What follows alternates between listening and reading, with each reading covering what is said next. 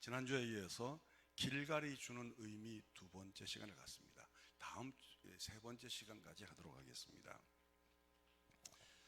선악과를 먹은 이후의 인간의 반응이 자기가 벌거벗어 놓고 부끄럽고 두려워서 숨는 결과를 나왔죠.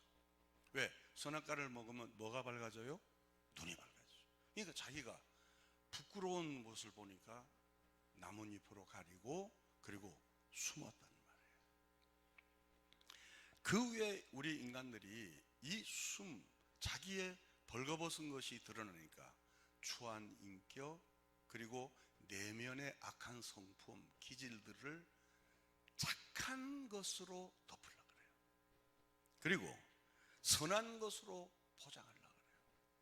좀 더 나가서는 종교성을 가지고서 자기의 악한 성품, 기질 그리고 그 안에 있는 내면의 추함을 종교적인 것을 가지고 포장하라는 거예요. 제가 이제 외부 집회에 나가면 제가 이런 얘기를 하면 사람들이 깜짝 놀라요. 깜짝 놀라요. 왜냐하면 11조하고 주일 성수하고 그리고 기도 생활하면 성경 많이 보면 이게 신앙생활인지 알았는데 잘못하면 이 종교적인 행위가 나의 안에 내면에 감추어진 그 무엇들을 포장할 수 있다는 거죠. 성도 여러분, 우리는 우리 스스로 이 더러운 것을 해결할 수가 없습니다. 여기서 출발하는 거예요.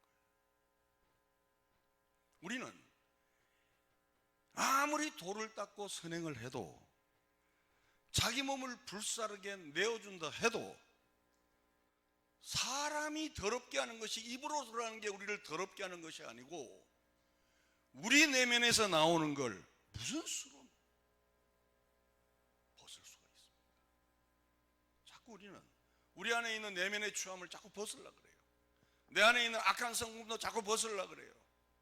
내 안에 있는 정말 숨겨진 교만도 자꾸 벗으려고 그래요. 내 스스로 노력해서 벗고자 하는 것을 종교라고 합니다. 기독교는 벗는 게 아니고 예수 그리스도로 덧입는 거예요.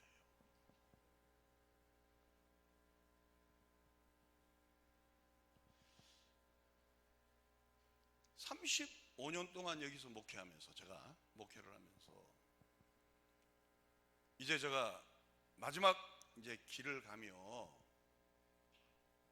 초지일간 하고 싶은 것들이 그 부분이었어요. 우리는 우리 안에 있는 악한 것들을 자꾸 벗어내려고 그래요. 덜어내려고 그러고 그럴수록 우리는 종교적인 삶밖에 될 수가 없어요.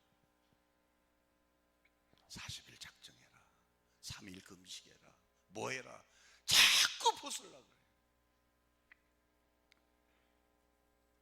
사도 바울이 이걸 깨닫고 나서 나는 이제부터 예수 그리스도의 의의 옷을 덧 입고자 원한다는 거예요. 이 기본 틀만 알면 예수 믿는 것은 아주 재미있습니다. 예를 들어 우리가 애굽에서의 자유가 아니고 가나안으로서의 덧입고자 하는 자유를 알아야 돼요. 많은 사람들이 예수를 믿으면 이런 얘기를 합니다. 나는 이제 자유에, 죄에서 자유에 그러죠. 아니요, 그것은 도의 초보만 하는 거예요. 기독교는 애굽에서의 탈출을 주장하는 것이 아니고 가나안으로의 덧입힘을 하기 위한 애굽의 출발이 시작에 불과한 줄로 믿습니다. 혹시 우리 가운데서 욕심을 버려야 깨끗이 돼, 착한 마음을 버려야 깨끗이 돼, 교만을 버려야 좋은 사람이 돼, 내가 힘이 있을 땐 가능해요. 너와 나 관계가 좋을 때는 충분히 가능해요. 근데 본질적인 나의 내면이 드러날 때는 어떡하겠어요? 그래서 우리가 결론은 스스로 벗을 수가 없는 인생임을 출발하는 것이, 즉 모든 사람이 죄를 범한 것을 인정하는 것이 기독교의 출발인 줄로 믿습니다. 그래서 강야는 바로에게서는 자유했지만 노예로 살던 옛 자아, 노예 생활에서 굳어진 옛 습관들에서는 벗어날 수가 없었어요. 그래서 이 광야 기간을 통해서 노예로 살던 옛 자아를 예수 그리스도로 덧입고, 광야 생활을 통해 애굽에서 종살이 할 때 그 습관들을 그리스도에게 덧입음으로 가나안을 향한 준비 과정을 광야에서 갖게 하는 것이 하나님의 계획인 거예요. 그래서 가나안에 들어가자마자 주께서 우리에게 요구한 게 뭐냐면 할례를 요구한 거예요. 첫 번째, 순종을 요구한 거예요. 여러분, 가나안은 보세요. 요단을 건너기 전에 군사적인 준비 점검을 한 것이 아니고 주께서 우리에게 성결을 요구했잖아요. 성결을 요구한 것은 깨끗함을 요구한 것이 아니고 이제껏 너 중심으로 살던 인생에서 성결, 하나님의 중심으로 너 인생을 바꾸어라는 거죠. 여러분, 가나안에 들어가서 한 평이라도 더 정복해야 될 거기서 성경은 뭘 요구하냐면, 첫째, 할례를 요구하는 거예요. 노예 생활 430년 동안 그들은 가나안을 사모했어요. 광야길 40년 동안 그들은 가나안만 들어가면 적과 꿀이 흐름을 알고 가나안만 들어가면 모든 것이 해결되는 줄 생각하고 있었어요. 그러나 가나안에 들어가자마자 주께서 우리에게 요구하는 것이 할례를 요구하는 거예요. 여러분, 가나안은 전쟁터잖아요. 얼마 전까지만 해도 7부족 중에 아낙자손 한 부족을 가지고 우리가 보니까 그들은 거인이고 우리는 그들에 비하면 메뚜기 떼와 같다는 그런 부족들이 7부족이 있어요. 성경을 한번 읽고 다시 확인하겠습니다. 2절 3절입니다. 그때 여호와께서 여호수아에게 이르시되 너는 부싯돌로 칼을 만들어 이스라엘 자손들에게 다시 할례를 행하라 하시매 여호수아가 부싯돌로 칼을 만들어 할례산에서 이스라엘 자손들에게 할례를 행하니라. 여기 그때란 것은 가나안 사람의 왕들의 연합군들과 그리고 그 주변의 지방 왕들의 연합군들이 약 11개의 왕들이 집합체가 되어서 이스라엘을 막으려 했지만 하나님의 능력으로 그들은 혼이 빠져서 다 쓰러졌어요. 그럼 결정적인 찬스가 왔잖아요. 근데 의인일로 그 많은 요구 중에 할례를 행하라 하시는 거예요. 그 말이 안 되죠. 여러분, 예를 들어 우리가 논산훈련소에서 남자들이 훈련받기 전에 할례를 받고 훈련을 한다고 생각해봐요. 할례라는 것은 복용수술이거든요. 사람의 신체 중에서 제일 혈액이 몰리는 곳이 거기에요. 거기는 모세혈관에 의해서 가장 혈이 아주 거의 다라고 해도 간이 아니에요. 예민하고 조금만 베면 펄펄 뛰죠. 내가 어떻게 하느냐, 우리 아들 둘을 초등학교 때 시켰어요. 둘째 아들은 조금 걸어 나오는데 이상하게 가더라고. 가자 그러니까 아파 죽겠다는 거야. 보니까 우리 먹는 커피 잔이 거기 있더라고. 만약에 그런 상태로 찔러총 해봐요.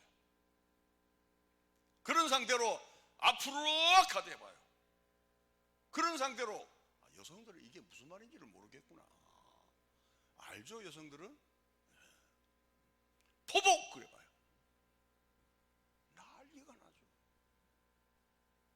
우리가 성경을 볼 때 할례 받았구나 그리고 지나가지 말고 유추해서 우리도 그 환경 속에 쑥 들어가 보세요. 그러면 와, 이거 엄청난 명령이구나. 광야 40년을 겪으면서 그들은 꿈이나 생시나 가나안 정복만을 원했는데 거기는 젖과 꿀이 흐르는 곳이라고 정말 아름다운 환상을 줬는데 들어가자마자 그 젖과 꿀이 흐르는 곳에서 할례를, 그것도 부싯돌 할례. 지금처럼 날카로운 수술 칼로 하는 것이 아니고 잠자는 사람 지킨다니까. 지금 여기 보이면서도 회중이 다른 카메라로 계속 나와요. 그래서 혹시 잠자는, 우리 교회는 뭐가 이게 안 좋으냐면 기둥이 없는 게 불만이에요. 그런 분들은 기둥 뒤에 가시면 돼. 그러면 안 보이거든. 아니, 여러분 보이면 창피하잖아요. 주무시지 마세요. 내가 뭐 하다 이랬지? 응? 부시다 알았지? 수술 칼로 싹 베면은 괜찮아요. 그것도 괜찮은 건 아니지, 아프지. 근데 부시돌로 얼마나 생살을 자르는 거야.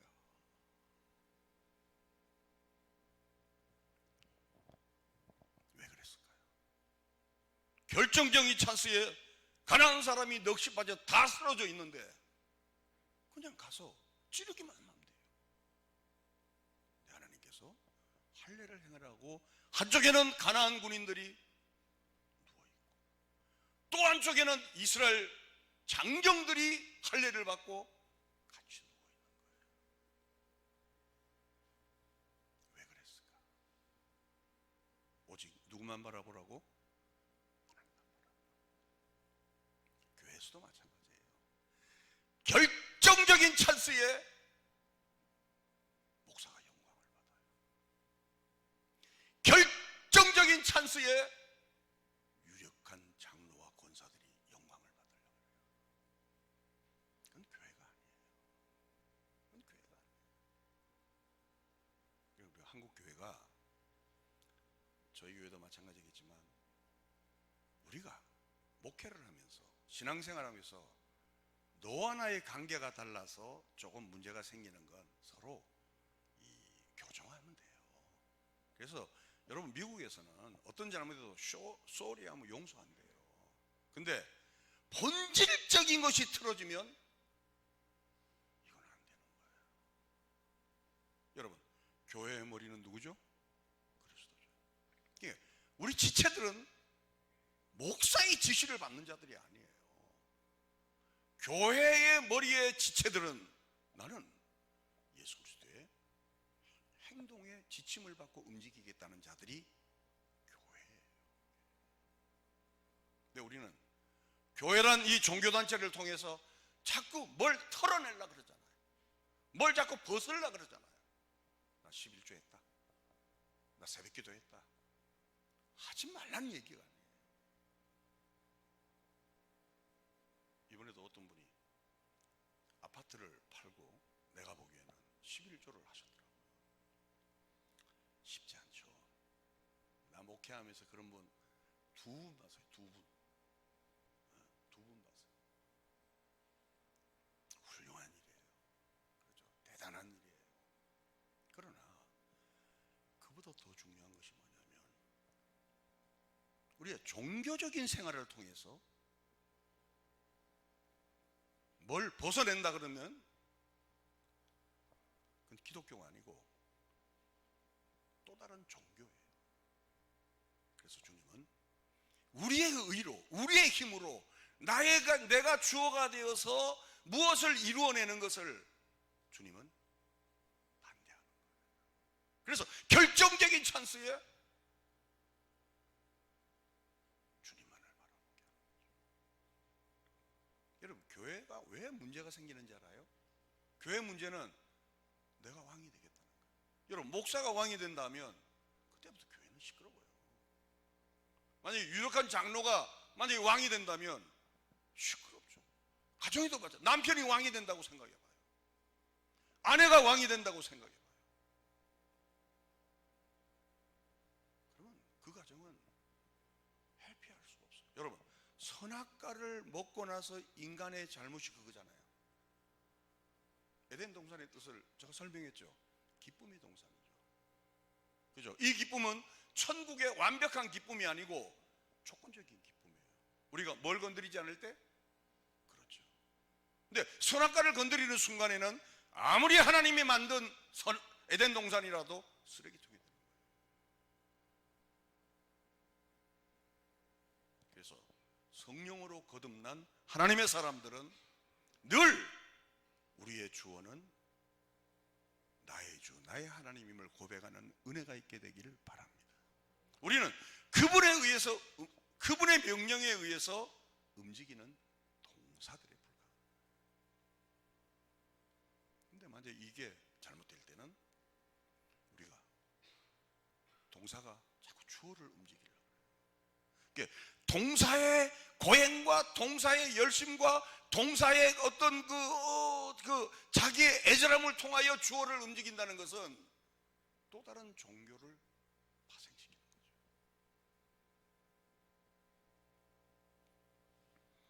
요한복음 15장 5절을 보겠습니다. 나는 포도나무여 너희는 가지라.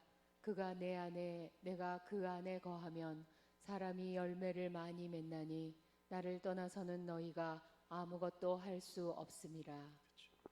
아멘. 아멘. 그러니까 축복받는 비결이 뭐냐? 그 안에 거하는 거예요.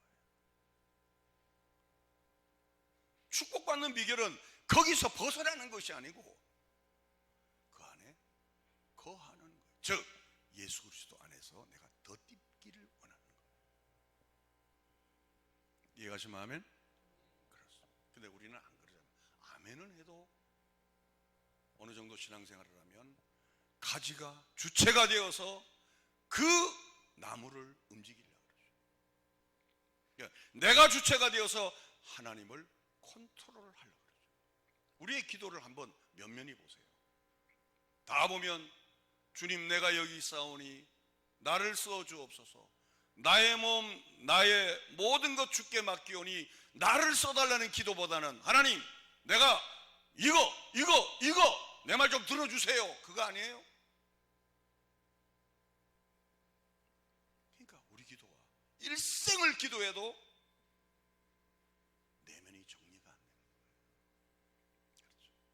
내면. 저는 이 여호수아 강해를 통해서 어차피 코로나 사태로 통해서 우리가 교회 주일만 오고 우리 스스로 생각할 수 있는 시간이 왔잖아요. 그렇죠? 제가 왜 예배 시간이 많다고 하냐면 교회 의존적인 사람이 돼버려요. 그렇죠? 교회 의존적인 사람. 그러니까 기독교인이 교회를 떠나면 뭘 해야 될 줄은 모르는 거야. 그게 믿음 좋은 거 아니에요. 그렇죠? 교회를 떠나서 진짜 신앙생활이 시작되는 거예요. 믿습니까? 근데 교회를 떠나면 예수 믿는 사람이 뭘 할 수 있는 게 없는 거야. 난 그게 안 좋더라고요. 딴 교회에서는 이런 얘기 안 해요. 우리 교회니까 이런 얘기 하는 거지. 자 보세요. 창세기 15장에 하나님께서 아브라함을 부르죠. 그리고 17장에 가서야 할례를 행해요. 무슨 얘기냐? 할례라는 거 하는 것은 할례를 받음으로 구원을 받았다가 아니고 내가 하나님의 자녀로서 거듭났습니다라는 한 의식으로서의 할례를 받는 거예요. 그래서 창세기 15장에 아브라함을 부르고 내가 너를 통해서 하늘의 별과 같이 바다의 모래처럼 수다한 민족을 너를 통하여 새 민족을 만들겠다는 거예요. 그러고 나서 그 증거로 할례를 준 거예요.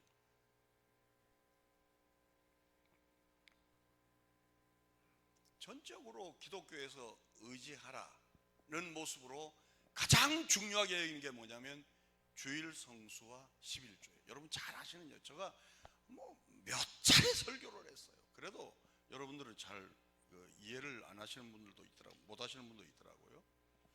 저는 어릴 때부터 주일 빼먹으면 죽는 줄 알았어요. 주일을 빠지면 죽는 줄 알았다고. 우리가 어릴 때 고신처 교회를 다녔거든요. 주일학교 때.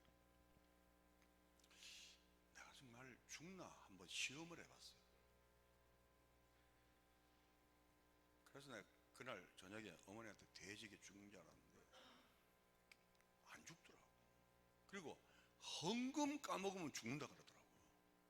그러니까 우리가 그 강복동에서 우리 교회 용두산까지 갈 때는 걸어가면 어린아이 걸음으로 한 20분을 걸어가야 돼요.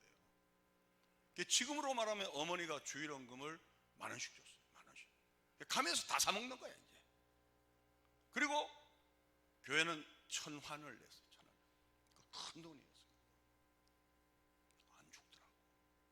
내가 이게 뭐야? 저 이제 어린 마음에. 그래서 신학을 하면서 주일 성수와 11조를 보니까 아하, 이게 뭔가 잘못됐구나. 저는 기가 막히게 이게 기가 닳도록 말라기 3장을 얘기했잖아요. 목사님들이 너희가 11조 하면 너희 창고에 복을 받고 들어도 복을 받고 나가도 복을 받는다 그랬잖아요. 근데 우리가 시제를 보면 말라기는 율법의 완성전이잖아요. 예수 그리스도께서 이 땅에 오셔서 그가 율법을 폐지한 것이 아니고 완성했어요. 즉 구약의 11조는 열의 하나를 드리면 되는 거예요. 그리고 나머지는 자기 거예요. 근데 신약은 율법이 완성이 됐어요. 이제는 모든 것이 다 주님의 것이에요. 그리고 모든 걸 드리는 마음으로 그 중심으로 열의 하나를 드리는 거예요. 그럼 열의 아홉도 따라합시다. 하나님의 영광을 위하여. 그 외식에도 하나님의 영광을 위하여. 옷을 하나 사 입어도 여러분 옛날 교인들은 그랬어요. 신발 하나를 사도 언제부터 입었죠? 주일부터. 그게 성경적이에요. 옷을 한 벌 사 입어도 언제부터? 주일부터. 그게 어디서 나온 고백이냐? 자, 구약은 열의 하나를 드리고 열의 아홉은 자기 거예요. 근데 신약은 율법이 완성되잖아요. 모든 것이 다 주의 것이에요. 그러니까 모든 걸 드리는 마음으로 열의 하나를 드리고 나머지 열의 아홉도 하나님의 영광을 위해서 쓰는 거예요. 이해가 심하면 이거는 정말 중요한 거예요. 또 하나, 주일 성수도 주일날 교회 나오는 게 우리는 주일 성수라 그러죠. 그건 율법이에요. 율법은 금요일 해질 때부터 토요일 해질 때까지를 안식일이라 그러죠. 근데 십자가에서 그 율법이 완성이 됐잖아요. 이제는 모든 날이 주님의 날이에요. 그러니까 월요일도 주일처럼 살아가고 화요일도 주일처럼 살아가고 토요일도 주일처럼 살아가고 그 삶을 모아서 부활로 첫날 올 때 그걸 온전한 주일 성수다 그러는 거예요. 아멘. 자, 그러면 가게 문 닫고 주일날 장사 안 하고 믿음 좋다는 얘기를 함부로 해서는 안 돼요. 그 사람의 6일의 삶이 뭐냐는 거예요. 그렇죠. 사실 주일 성수 지키는 사람 많지 않습니다. 그럼요. 많지 않습니다.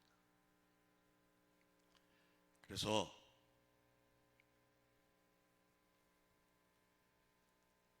주께서는 가나안에 들어가자마자 할렐루야 전적으로 주님을 의지하는 거예요. 그러니까 자기의 계획과 작전을 따라 싸우는 것이 아니고 내가 지시하는 대로 싸우라는 거예요. 그러니까 하나님께서 우리의 보조 역할을 하는 것이 아니고 내가 주도적 역할을 할 테니까 너는 내가 가는 길에 따라와라는 거예요.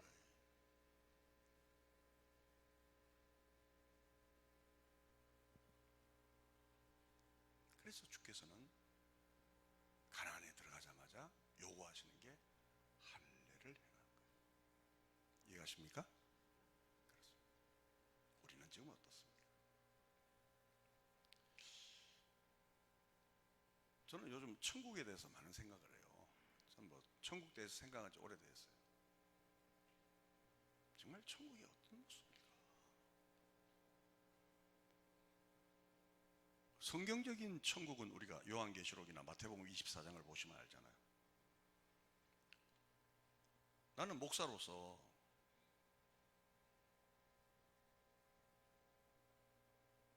천국을 어떻게 생각하고 있나?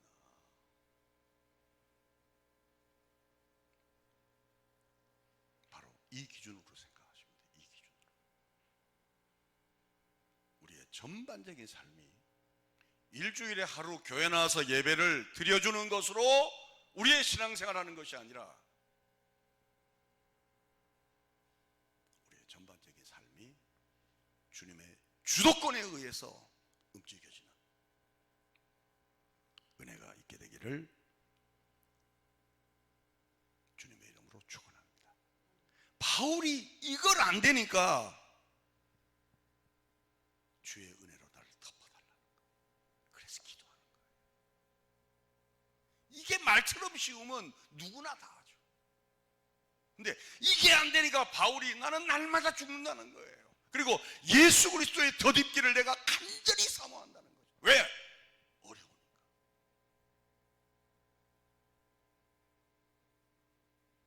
신앙생활 보통 한 20, 30년 하고 나면 다 느슨하잖아요.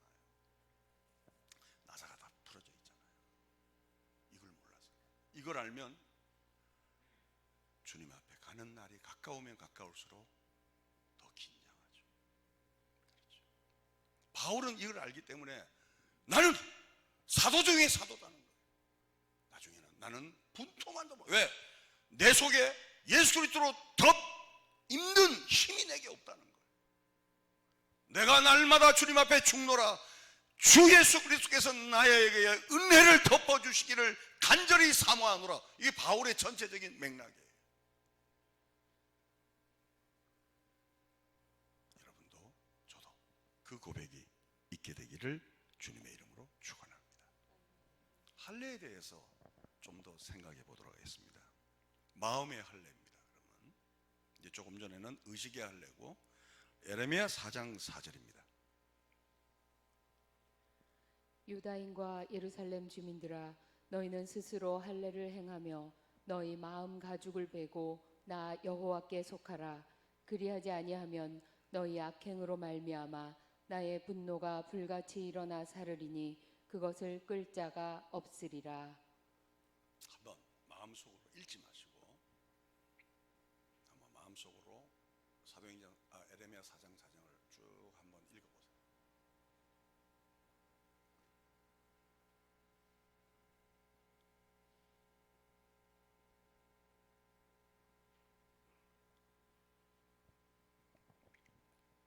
에레미야는 마음의 할례를 주장했어요.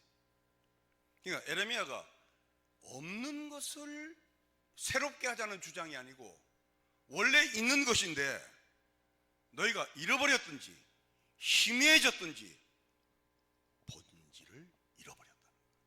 그러니까 마음의 할례를 찾으라는 것은, 마음의 할례를 받아라는 것은 너희가 잃어버렸고 희미해진 나와 너의 관계, 처음에 예수 믿을 때 그 순박하고 주님을 위하여 내 생명을 바치고 주를 위하여 내가 어디든지 갖겠다는 그 본질을 다시 찾아라는 의미에서 마음의 할례를 받아라는 거예요.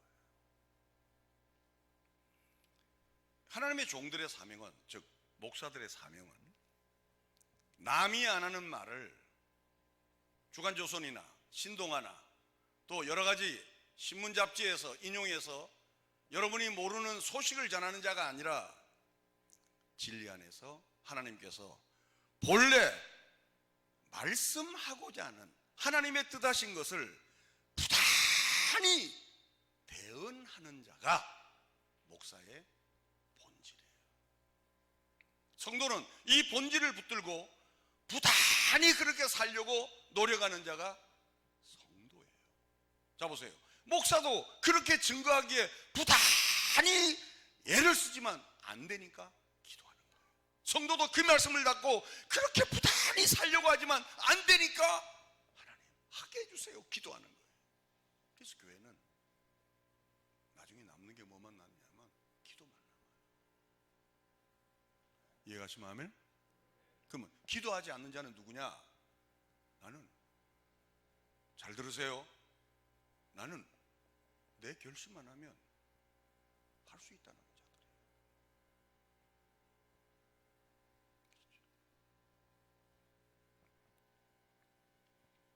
진리 안에서 하나님이 뜻하신 것을 증거하는 자나, 진리 안에서 하나님의 뜻하신 것을 듣고 그것을 실천하는 자나, 둘 다 우리 힘으로 할 수가 없어요.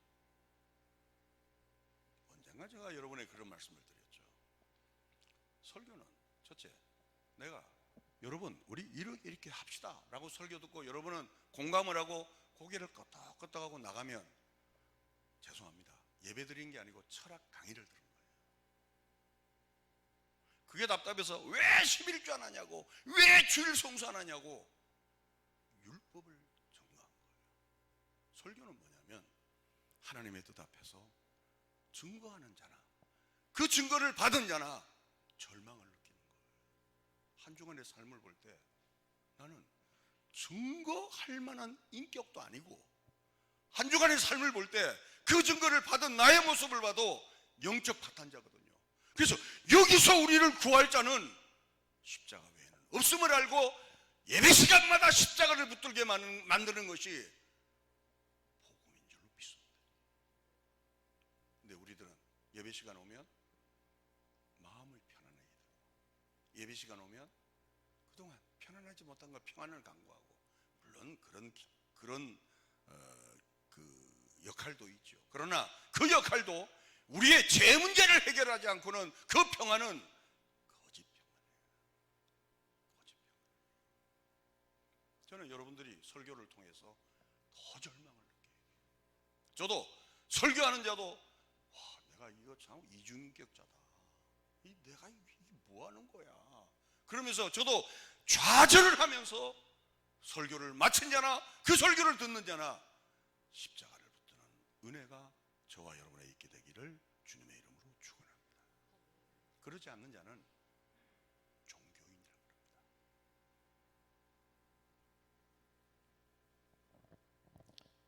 세 번째, 세례도 마찬가지죠. 지금 의식적인 할례와 마음의 할례와 이제 신약 시대에 넘어와서 세례도 마찬가지예요. 여러분, 세례가 사람을 구원하는 건 아니죠. 예수를 주로 시인하는 자들이 그렇게 많은 사람 앞에 고백하는 것을 세례라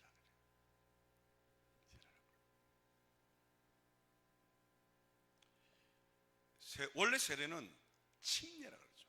바프티스트라고 물에 잠기는 거예요. 이렇게 물속에 넣어서 코를 잡고 물속에 잠기는 거예요.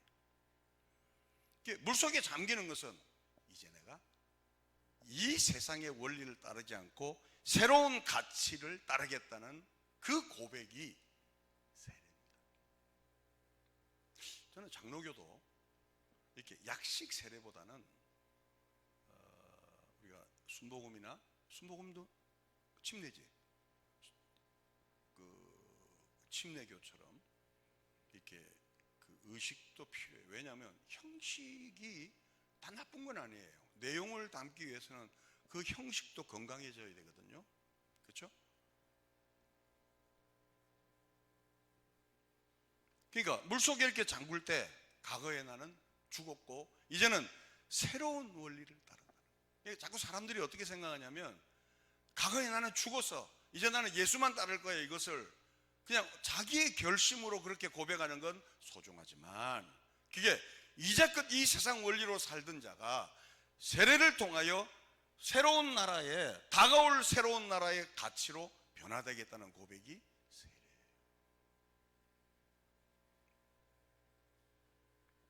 외국인이 요즘 우리나라에 그게 많죠. 결혼해서 에어컨 좀 틀어요. 더우신 거예요. 카메라가 돌아간다니까 자지도 못하고,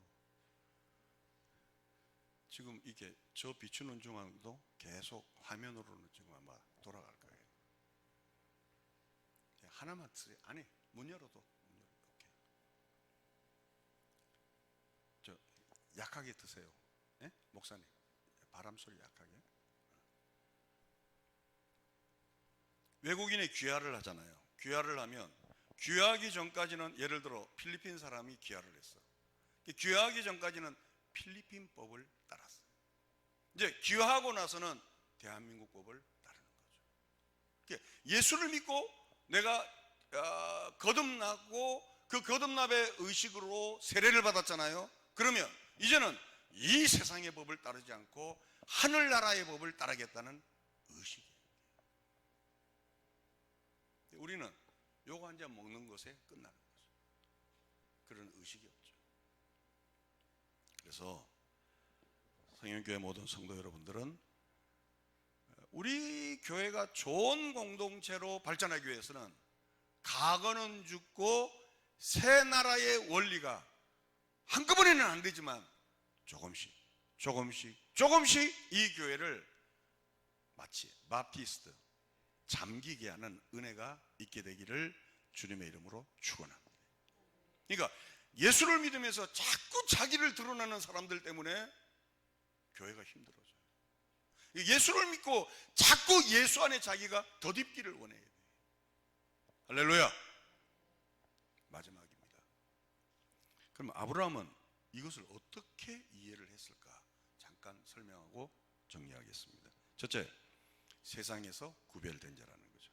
아브라함의 믿음은, 자 보세요, 하나님께서 그 많은 사람 중에 아브라함을 불러서 새로운 세계를 만들겠다는 첫 효시가 아브라함이에요.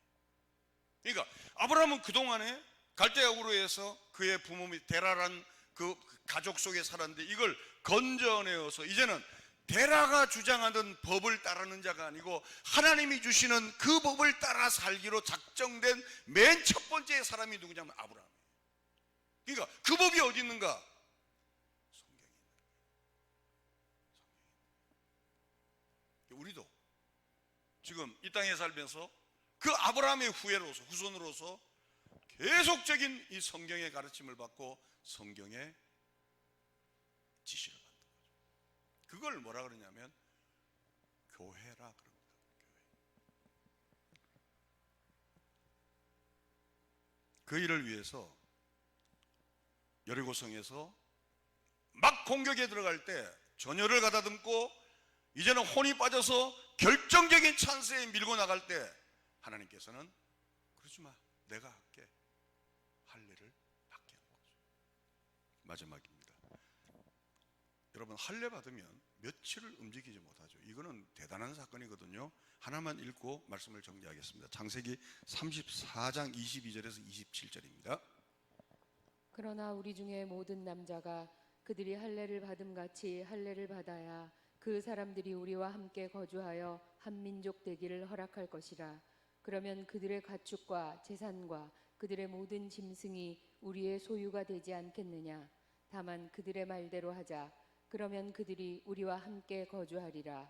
성문으로 출입하는 모든 자가 하몰과 그의 아들 세겜의 말을 듣고 성문으로 출입하는 그 모든 남자가 할례를 받으니라. 제3일에 아직 그들이 아파할 때에 야곱의 두 아들 디나의 오라버니 시므온과 레위가 각기 칼을 가지고 가서 몰래 그 성읍을 기습하여 그 모든 남자를 죽이고 칼로 하몰과 그의 아들 세겜을 죽이고 디나를 세겜의 집에서 데려오고 야곱의 여러 아들이 그 시체 있는 성읍으로 가서 노략하였으니 이는 그들이 그들의 누이를 더럽힌 까닭이라. 할례를 악용한 사례가 성경에 나오는 내용이에요. 여러분, 이게 야곱의 딸 디나가 세겜 땅을 갔어요. 추장 아들이 이렇게 보니까 이쁘거든요. 그래서 강간을 했어요. 그러니까 야곱의 집에서 난리가 났죠. 물론 그 역사적인 배경이 있습니다. 왜냐하면 약복강에서 하나님 한 번만 나를 건져주면 충성하겠다 해놓고 해결이 되니까 형을 따라 고향으로 간 것이 아니고 다른 데 가서 우리치고 영원히 살 것처럼 하다가 이 일을 당한 거예요. 그 디나에게 그 하몰이 너무 이 디나가 아름다우니까 강간을 하고도 결혼하고 싶다 그랬어요. 그때 이들이 뭘 터뜨림이냐면 그 거룩한 의식은 의식인 할례를 드리는 거예요. 남을 때리기 위해서. 그리고 너희 가족들이 할례를 받으면 결혼시키겠다는 거예요. 이미 그 할례를 제시할 때는 그들은 다른 생각이 있었어요. 왜? 할례를 받으면 3일 동안 4일 동안 꼼짝 못하니까 다 죽이겠다는 거죠. 그래서 그쪽 남자들이 할례를 받고 회복하는 동안에 이런 일이 일어났어요. 34장 25절을 다시 한번 읽어볼까요?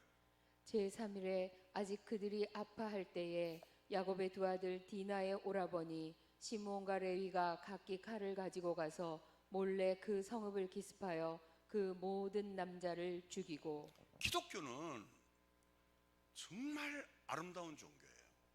기독교는 예수를 잘 믿으면, 즉 성령의 사람이 되면 사랑과 희락과 화평과 온유와 충성과 자비와 인내와 양성과 절제의 멋진 사람이 돼요. 여러분, 성령의 9가지의 열매는 복수가 아니고 단수예요. 그 사람이 성령의 지배를 받고 성령을 쫓아 행하고 또 성령을 소멸치 아니하면 그 예수를 믿는 사람에게 멋진 신사다가 나온다고요. 근데 하나님을 의지하지 않고 성령을 소멸하고 성령을 쫓지 않고 또 성령을 근심시키게 되면 나중에는 기독교에서 가장 아름다운 할례를 남을 죽이는 일에 사용하는 거예요. 그래서 스탈린이,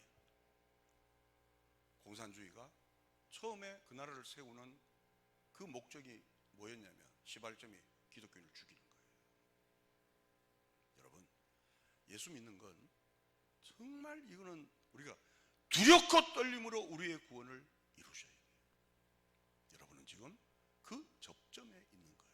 우리는 이 땅의 원리를 사는 자가 아니고 이 땅의 원리도 지켜야 되지만 하늘나라의 원리를 살아가는 자들이에요. 그 원리는 내가 죽고 남이 살고 내가 낮아지고 남을 높이고 종교라는 이름으로 남에게 핍박하고 나를 드러내는 자가 아니라 우리 모두가 다 결정적인 찬스에 할례를 받는 결정적인 찬스에 하나님 앞에 두 손을 드는 은혜가 있게 되기를 주님의 이름으로 축원합니다. 그래서 우리 교회가 앞으로 주님 오시는 그날까지 이 교회가 진행될 때 여러분이 어떤 큰 일을 하고 나서도 하나님께 영광을, 교회 안에서 엄청난 일을 하고 나서도 하나님께 영광만을 돌리는 은혜가 있게 되기를 바랍니다. 거룩하신 아버지 하나님, 우리에게 이 시간 의식의 할례뿐만 아니고 마음의 할례를 받게 하여 주옵소서. 우리의 본질이 흐려질 만한 이 코로나 사태를 통하여서 우리의 본질이 회복되게 하시고 하나님과 나와의 관계에서 그 뜨겁고 그 열정적인 사랑이 식어진 우리의 고백들이 다시 한번 마음의 할례를 통하여 하나님의 백성으로 구별되는 은혜롭게 자신을 하나님 앞에 맡길 수 있는 덧입고자 하는 능력이 우리에게 있게 하여 주옵소서. 우리 사랑하는 성도님들, 이 코로나 사태에서 우리를 지켜주심을 간절히 사모하며 또 대한민국을 긍휼히 여겨주시고 또 이 온 세계가 이 어려움 속에서 이길 수 있는 하나님의 지혜를 이 땅에 임하게 하여 주시옵소서. 예수님의 이름으로 기도하옵나이다.